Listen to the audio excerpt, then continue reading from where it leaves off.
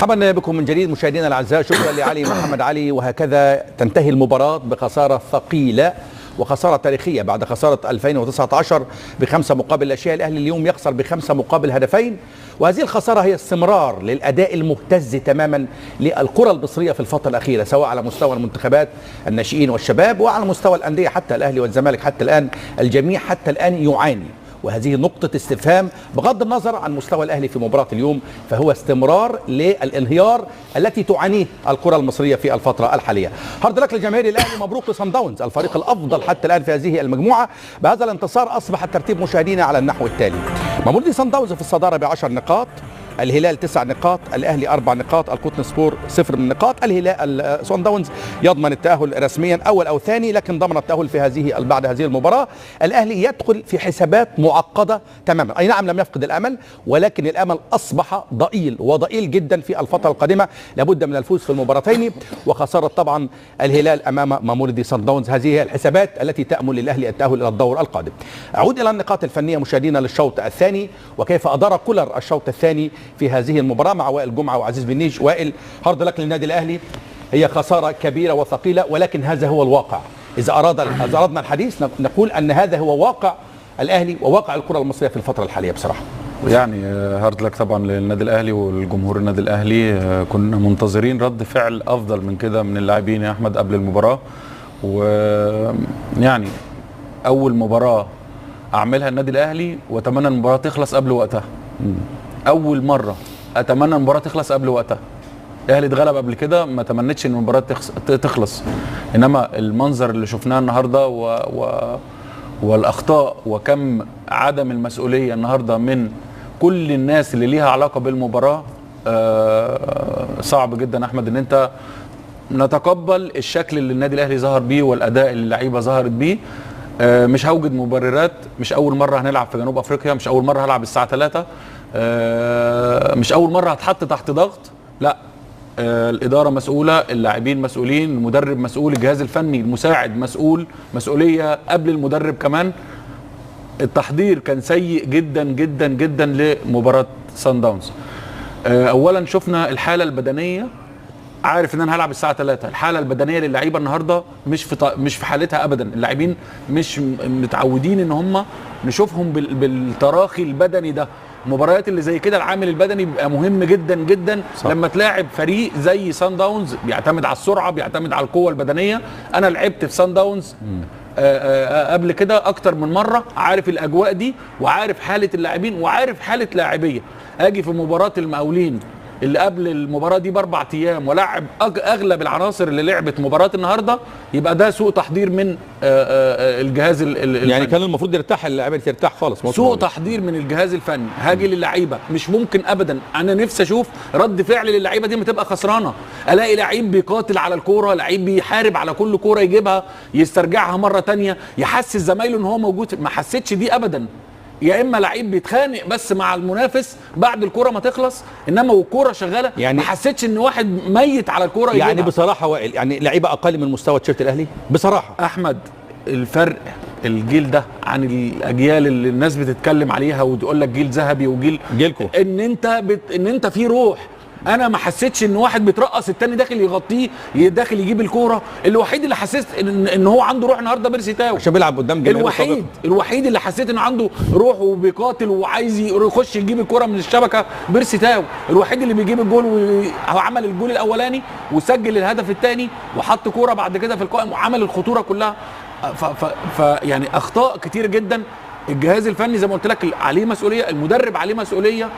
التغييرات النهارده في تغييرات كتير متاخره، زي تغيير كهربا، تغيير قندوسي ما كانش له. قندوسي كان كويس جدا. عدم نزول مروان عطيه، هو واحد في وسط الملعب الفتره اللي فاتت. اخطاء كتير جدا. اللعيبه بقول لك روح النادي الاهلي مش موجوده. كنا مميزين بدي. ابقى خسران احس ان في الم نفسي في الملعب، اللعيبه تبقى قريبه من بعضها. كل ده ما شفناهوش النهارده. اداره النادي في عدم تدعيم الفريق في بعض اللعيبه يا احمد، في بعض المراكز اللي فيها مشكله. هي في مراكز بس في صفقات غير جيده، يعني اسماء، يعني مش هنخش في تفاصيل كتير، بس تدعيمات غير منطقيه او غير جيده. الخساره دي بيتحملها كل الناس، مش هيتحملها اللاعبين بس النهارده. انا قلت لك قبل الماتش اللعيبه تتحمل وقوع النادي الاهلي في الازمه دي، انما احنا بعد المباراه باللي شفناه ده لا، خطأ مشترك بيبين الحاله اللي فيها النادي الاهلي، ثم هبلور ده كله جوه الازمه اللي فيها الكره المصريه. المقدمه احنا عايشين في وضع صعب جدا، لا عندك جمهور ولا عندك حضور جماهيري زي اللي احنا شايفينه قدامنا ده. النادي الاهلي من الحاجات اللي بتتقل اللعيبه وتخليها واقفه على رجلها وتتعامل مع موقف زي ده كويس وجود المشجعين. بص الاخطاء بالنسبه للعيبه يا احمد والتعامل مع المواقف، تمركز سيء للغايه والاداء مهتز تماما. بحس ان كل واحد بيلعب لوحده، كل واحد مفيش خوف على بعض، مفيش قرب من بعض، مفيش مسؤوليه، مفيش تواصل. كل دي اخطاء شفناها النهارده. تمام. يعني كابتن وائل قال كل اللي عنده تقريبا، سيبناه يخرج كل اللي عنده، لكن بالفعل هي حاله صعبه تعانيها الكره المصريه بصفه عامه عزيز في الفتره الاخيره بصراحه حتى نكون منصفين. لكن الاهلي تحديدا كان دائما في يعني له كلمه اخرى عندما يكون الامور صعبه يصل الى النهائي، يكون هناك شخصيه للاعبين، يكون هناك شخصيه للفريق. اليوم حتى في هذه البطوله بصفه عامه في هذه النسخه تحديدا ما زال الاهلي متعثر، ما زال الاهلي يعاني، ما زال الاهلي غير هو، ليس هو الاهلي الذي تعودنا عليه في هذه البطوله. صح. السبب نوعيه اللاعبين، كواليتي اللاعبين، ام ان مستوى الكره المصريه هي السبب في هذا الانهيار الكبير والبطولات المحليه؟ هناك عده عوامل. العامل الاول هو غياب لاعبين عندهم شخصيه كبيره ليكون يتقمصوا دور القائد. ليس هناك قائد في الدفاع، ليس هناك قائد في وسط الميدان، وليس هناك قائد في الهجوم. تحتاج للاعبين عندهم شخصية كبيرة، شخصية القيادة، ينظموا الفريق. شوف نعيد الهدف الرابح، لو كان ممكن نعيد اللي كان فيه ريد بي، نعيد ما كان رابع. انت خسران 3-2 صح ولا لا؟ ولاعب يمرر تمريره في وسط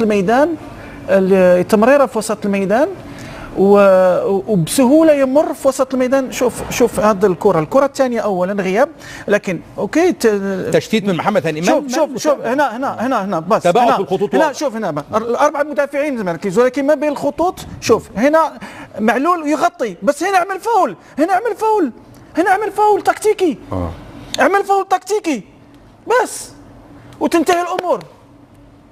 عمل فاول تكتيكي تنتهي الامور. والرقابه يا كابتن وتحركات المدافعين سيئه. شوف في بعض الاوقات لازم تكون ذكي، 3-2 لم تنتهي المباراه، خليتيه يعمل باس، والثاني خلاه يعمل باس، والثاني هذا التسامح. شوف لعيبه مصر ولا الاهلي الان كانت قوتهم في بطوله افريقيا بماذا لعب كيروش، وكان وائل كان موجود معاه. بالمهارات لا، بالتكتيك لا بالتكتيك، ولكن باش بالروح القتاليه، التكتيك الدفاعي المنظم وبالذكاء. يعني هو الذكاء ده اللي انت مفتقده النهارده. احنا اتكلمنا على قوه سان داونز فين يا عزيز؟ هو انت باللي شفناه النهارده في المباراه النادي الاهلي يخسر بالنتيجه دي؟ لا النادي الاهلي ما يخسرش بالنتيجه دي.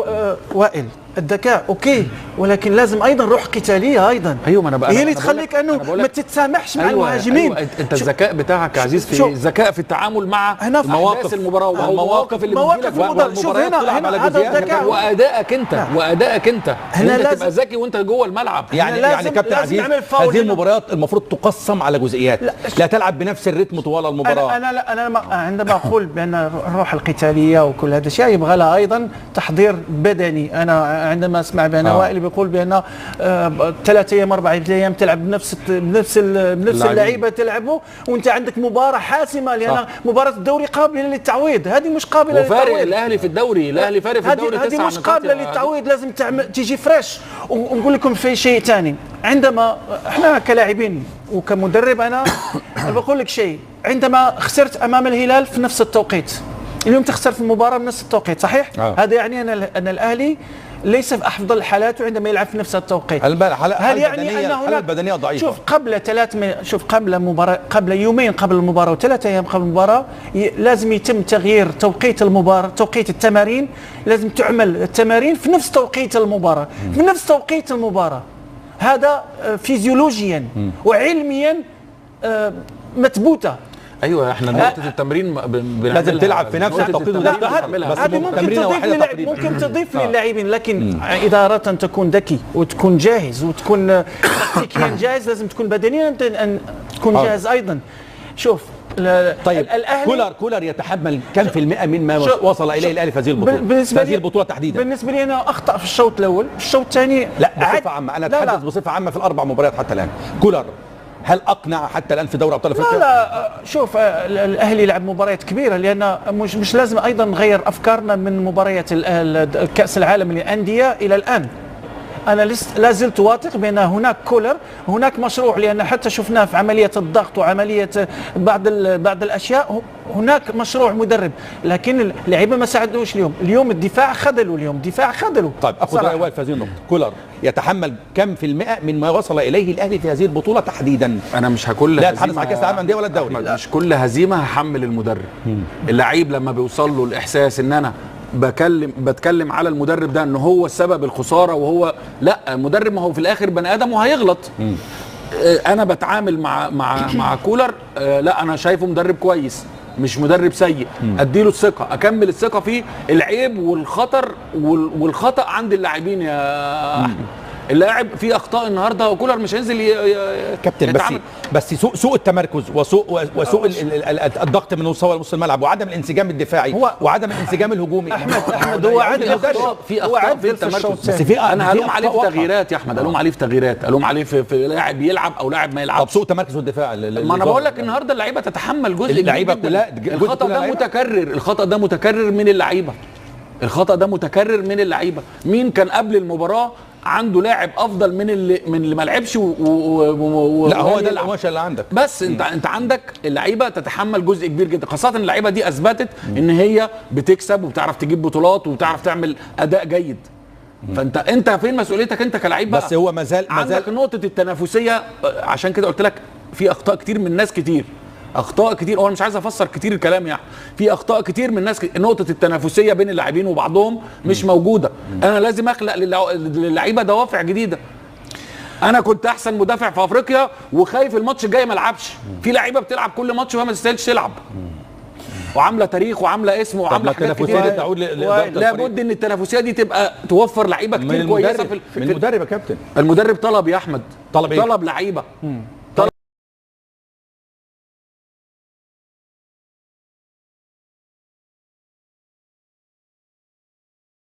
في ناس بتزعل كتير من الكلام. ففي مشاكل موجوده قدام فرقه زي دي، فرقه محترمه، لازم المشاكل دي تبان. طيب. يعني ألندي اللاعب اللي سجل الهدف الاول ده، عارف ده راتبه قد ايه يا احمد؟ اللاعب ده جايب 3 مليون دولار. النادي الاهلي ما يقدرش يجيب لعيب زي كده؟ يجيب طبعا، ويفرق مع اداء النادي الاهلي جدا. ما هي ما زالت صفقات الاهلي ما زالت، يقدر النادي الاهلي يقدر يجيب. هذه نقطه مهمه، انت طالما بتدور على بطوله افريقيا وبطوله توصل بطوله عالم، خلاص لازم يبقى عندي افضل لعيبه موجوده في القاره الافريقيه. تمام. يعني انت تعيد بعض المشاكل لبعض العناصر داخل النادي الاهلي ايضا اخرى في استقطاب بعض العناصر غير جيده. المدرب طلب لاعبين ولم ياتوا بالعناصر التي طلبها المدرب. الكواليتي الموجود للاعبي النادي الاهلي ليسوا بمستوى كواليتي النادي الاهلي ولاعبي النادي الاهلي. الكواليتي ده فاز بالبطوله يا احمد مره واثنين. ما هو الكواليتي ده فاز فين المستوى كابتن؟ في اغلب اللعيبه دي فازت بالبطوله مره واثنين. طب فين المستوى؟ التنافسيه بقى، اخلق للعيبه تنافسيه، اخلق اللعيبه اجدد لهم الدوافع بتاعتهم. تجديد طموح. الناس هترجعنا لموسيماني تاني ويقول لك موسيماني مشي.